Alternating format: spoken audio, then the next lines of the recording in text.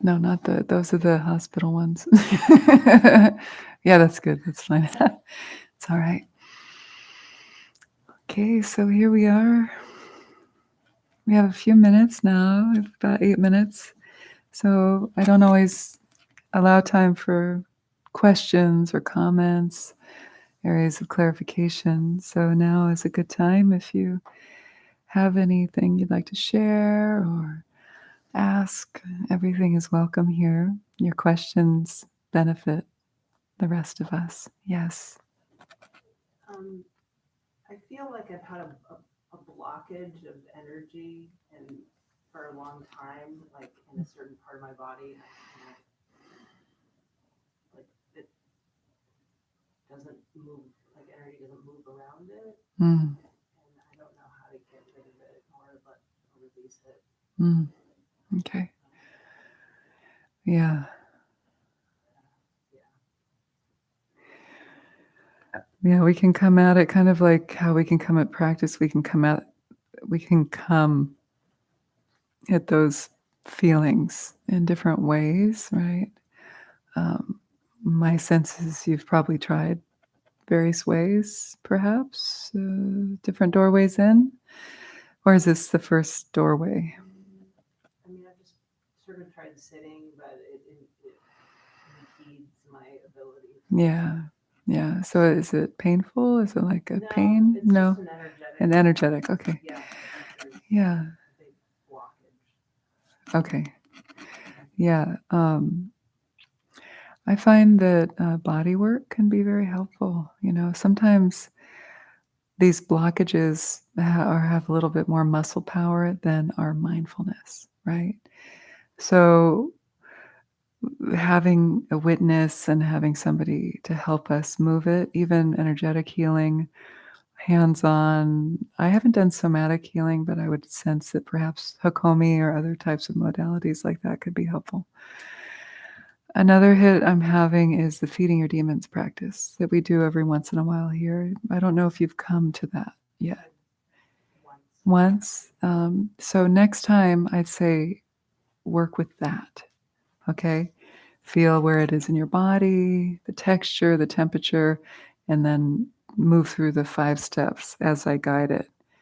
Um, and so you can do that within the context of the class and let me know how it goes, either during or afterwards. If you're familiar with that practice and want to, and I mean, it's nice to do it in the beginning with somebody else, but once you get used to it, you could actually take yourself through the practice too. Often these little areas of tightness, they're challenging and they're not comfortable, or they feel like they're blocking us, but they hold within them little gifts, right? Little treasures or insights. So it's not always easy to get at them. So it can be important to try some different angles with that. Because often our issues are in our tissues. I know that from firsthand experience, right? So even if it's stuff that's precognitive or irrational, so to speak, we can touch it and move it um, in different ways. And then we can come to it again in the meditation context with a little bit more clarity and capacity. But my sense is, and this is common, and my teachers have said this, is that sometimes certain emotional patterns or physical patterns, blockages, um, because they may be so entrenched, or we may have more experience or longevity with those experiences, that those have more muscle power or those are stronger than our mindfulness practice. So it can be hard to try to come at that with our kind of limp little bicep of mindfulness practice if we're newer at the meditation. It's like later, as we become more adept, is stabilizing the attention, really holding everything, the terror and the joy, and everything in between within the space of the mind without wavering. Then we can move those energetic patterns through meditation practice. But until then, it can be hard. It can be hard. So I hope that's helpful. It's a good question. Yeah. Yeah. Sometimes these things, they're kind of like black holes and stuff doesn't, maybe swirls around it, but can't really penetrate it or move into it. It's really like physical. It's really physical? Yeah. Like, Pain. it's not No, pain. it's not pain. Yeah. It's just like, it's a blockage. It's a blockage. Okay. Well, at least there's no pain. That's something to be grateful for because pain, not fun. Right. Yeah. But we can talk more. Keep checking in from time to time. Okay. Let me know how it goes. Yeah. Okay. Thank you. One more? Yeah.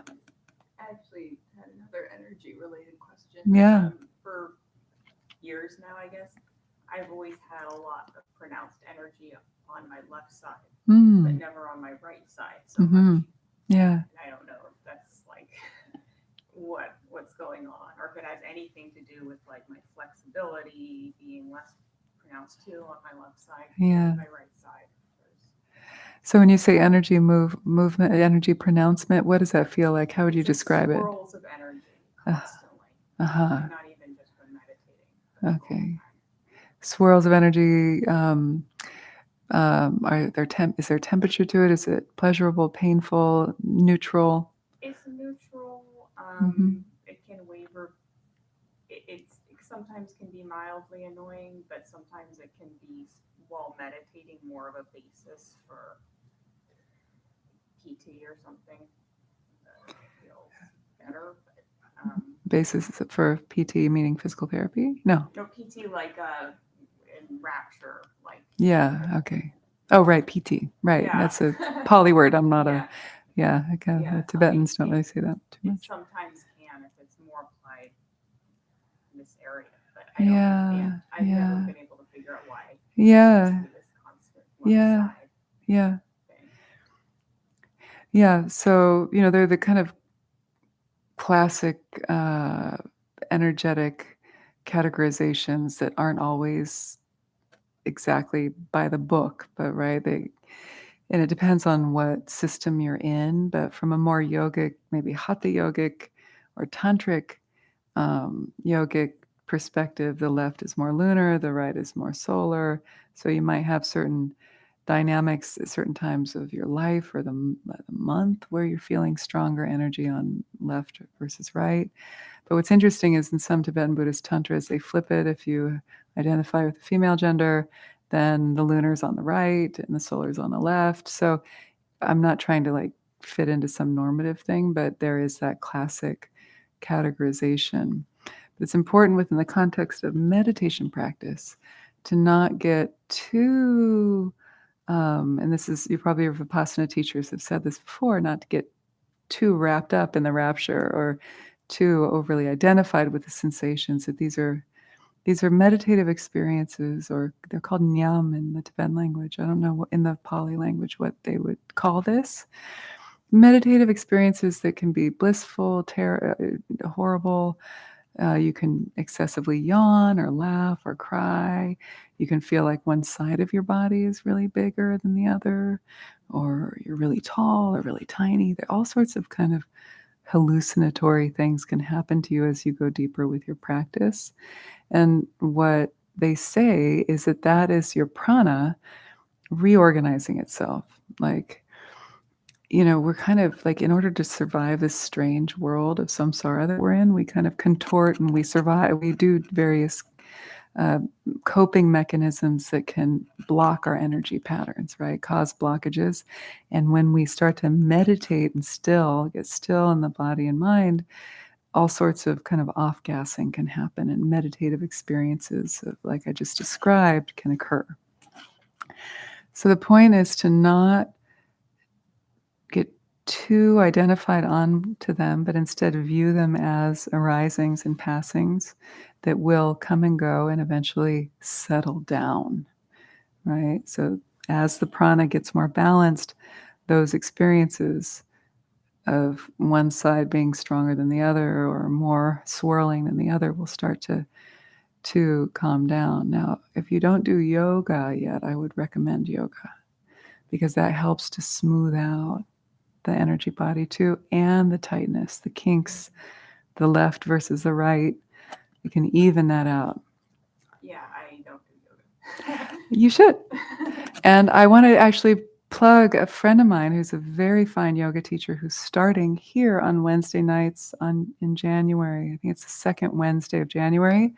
Her name is Kristen Coyle. She is a fine teacher. She does teacher trainings. She's an expert anatomy and yoga teacher and a trainer.